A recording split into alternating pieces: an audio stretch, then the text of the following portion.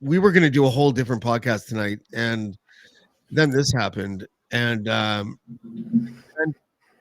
the afternoon speaking with my doctor, family members and friends who understand the situation, who understand the context, and realize that, I was a father protecting my kids, and you get into the system, you get into a situation where you're in the system, and then some guy that you're having a disagreement about regarding a journalism issue decides to go and take screenshots of the medical file, and he works as part of the Alberta Health Services. Like he's the one guy that knows that if you're talking to somebody, and like in our specific situation, if you're talking to me and we have a disagreement about an angle of the story that we're taking, we took the angle of the Lebanon part, and he took the angle of Athena Metzelopoulos, and that's the disagreement. For him to go and hunt down my mental health records and to use that against me while calling himself a mental health advocate is fucking heinous. Like, and by the way, I don't even feel like I have to explain myself. I really don't. People were commenting on his post saying, your criminal record is so lengthy. I don't have a criminal record. I do. They can talk about that if they like. Okay, well, there you go. But I don't actually have a criminal record. I pled, and I don't mind saying it, I pled non-criminally responsible to one charge, which was called criminal harassment. And I pled non-criminally responsible because I was so traumatized that something had happened to my children.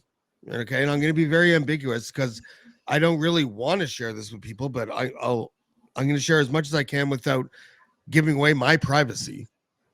But something happened to my kids, and I sent various messages to an individual that harmed my kids saying, I want you to return my kids to me.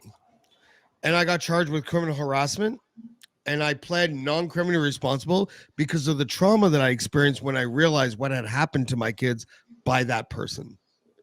And this guy goes online today and posts these documents, completely perverting the context and making it seem like I am either a danger to society or a crazy person.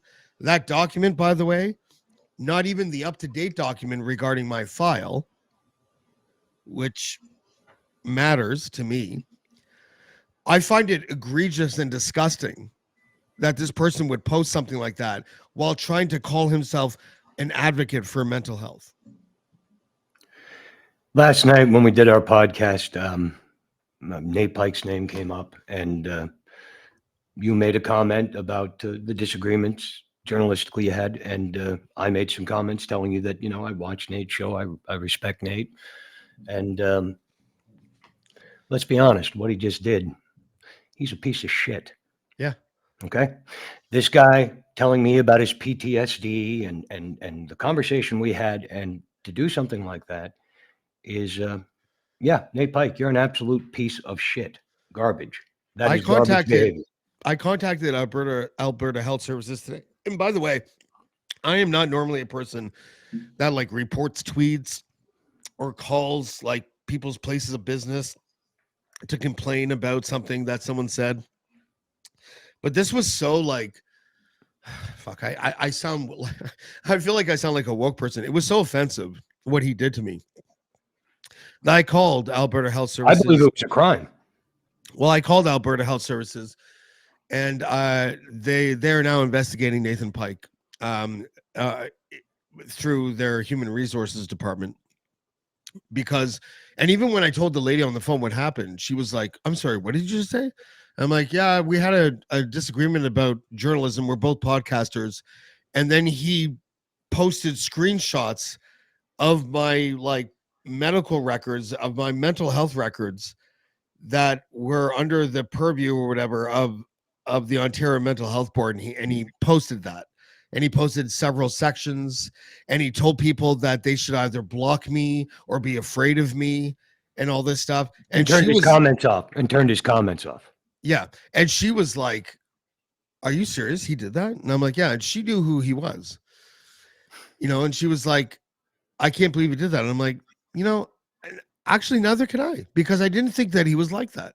I never would have believed that he would do that. Never, ever. Like, how can you ever. call yourself a mental health advocate and then try to expose a person that you just have a disagreement with about journalism?